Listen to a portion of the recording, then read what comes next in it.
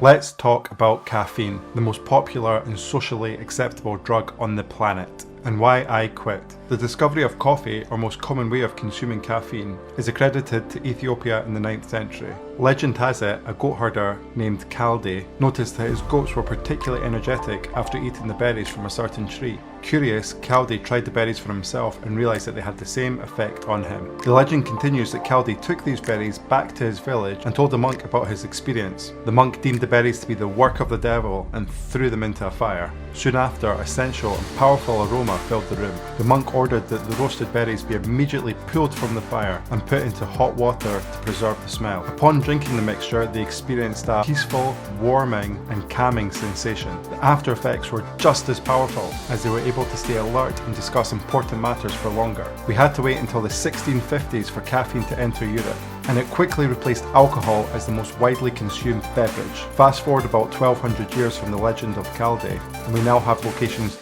everywhere selling this highly desirable drug, and it is now firmly ingrained into our culture. Of course, we also consume caffeine in huge quantities in tea, soft drinks and energy drinks, chocolate, medications and dietary supplements. When I was a teenager, I had my first brutal introduction into coffee. I was working as a waiter in a restaurant, which allowed you to make yourself coffee, probably because it made you a more efficient employee. Neither tea or coffee had ever really appealed to me much before, but this was a particularly busy Saturday night and I was absolutely shattered. I was due to meet some friends after I finished work at about 10 PM for a night out, so I decided to make myself a double espresso to see if it perked me up a bit. It went down an absolute treat, and I remember thinking, why have I never tried this before now? Having a highly addictive personality, it wasn't long before I found myself back over the coffee machine making another one. Throughout the course of the evening, I made myself 6 double espressos. As I was getting to the end of my shift, I went to check my phone to see where I was going to meet my friends. Unbeknown to me, for a variety of reasons, they'd all pulled out. Despite the 6 double espressos, my body was exhausted from working,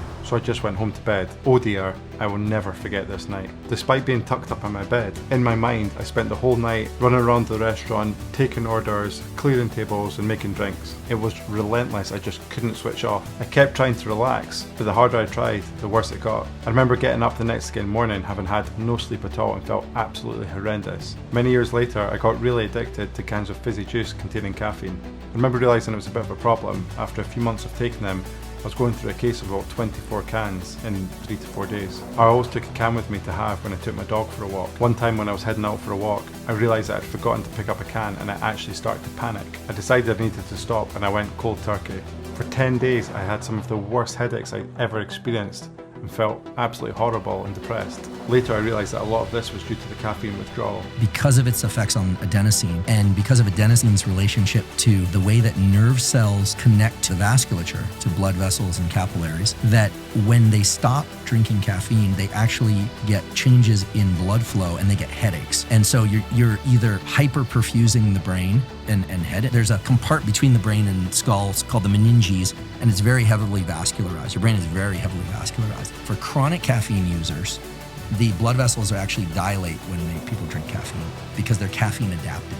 For people that are not caffeine adapted and just have a cup of coffee and they never drink caffeine, blood vessels constrict. And that's because of the way that adenosine and these systems tend to regulate themselves over time. So if you've been drinking a lot of caffeine and you stop, you can get pretty brutal caffeine headaches because of the changes in blood flow to your brain. Once I'd weaned myself off of it, I decided that anything that gives you such a sore head from withdrawals and such intense cravings just couldn't be good for you. So I decided to cut out caffeine for good. If you've enjoyed this video so far, I'd really appreciate it if you could hit the like button. Caffeine has a half-life of 6 hours. So if at 6:30 AM you have 150 milligrams of caffeine, which is about the equivalent to a large coffee, by 12:30 PM you'll still have 75 milligrams in your body. At 6:30 PM, 12 hours later, you'll have 37.5 milligrams, and at 12:30 AM, long after you should be asleep, you'll still have 17.75 milligrams of caffeine in your system. And that's from having just one large coffee in the morning at 6:30 AM. After a couple of years of no caffeine, when I was on holiday, I had a slip up. I was having breakfast at the hotel and had a coffee machine. I remember feeling pretty tired, and despite having not had a coffee for a couple of years by this point, or any caffeine, I convinced myself that it would be a good idea to have one. So I made myself, you guessed it, a double espresso. Within a couple of minutes of finishing it, I was back up there making myself another. Before I knew it, I was sat back down at the table, having just finished my 3rd double espresso and about to go up and make myself a 4th. Oh my god. I suddenly managed to take back control of my conscious brain, and I was like, what on earth are you doing? I was like a proper drug addict who just found a massive bag of cocaine and wasn't going to be content until they'd either devoured the whole thing or killed themselves trying. I've not had another one since, and that was over 5 years ago. I believe that you can reach and even exceed the concentration levels that caffeine provides through other means, and without the negative consequences. Here's my theory on this. We're going to draw a simple graph with the x-axis representing time and the y-axis representing both mood and concentration. Down here in the y-axis is going to be negative, and up here is going to be positive. First person we're going to look at is going to be green, and they're going to represent someone that has no caffeine.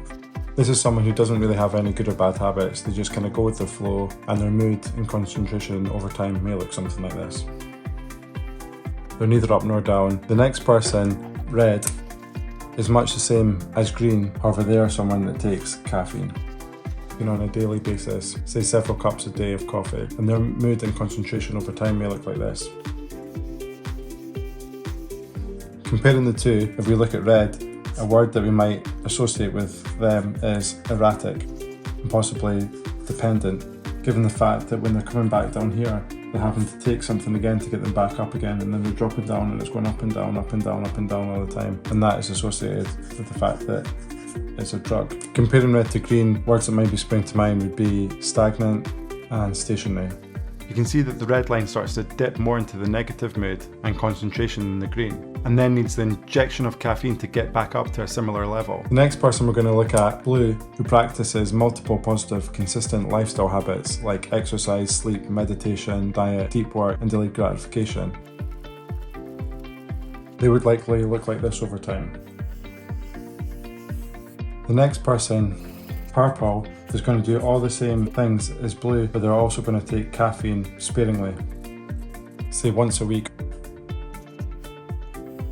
They would start off the same, and then they have a spike when they have some caffeine, and then drop off again, and then do the same again, and then spike when they have some caffeine, and then come off again. This may work well for some people, but ultimately, at times, you're still relying on a drug to enhance your performance. As someone with an addictive personality, I find this far too hard to regulate. I'll go into the subjects associated with blue in greater detail in other videos. If you're like me and you believe in the long-term benefits of moving away from instant gratification, your current relationship with caffeine may be worth evaluating. Hit subscribe if you haven't already. I'll see you in the next one.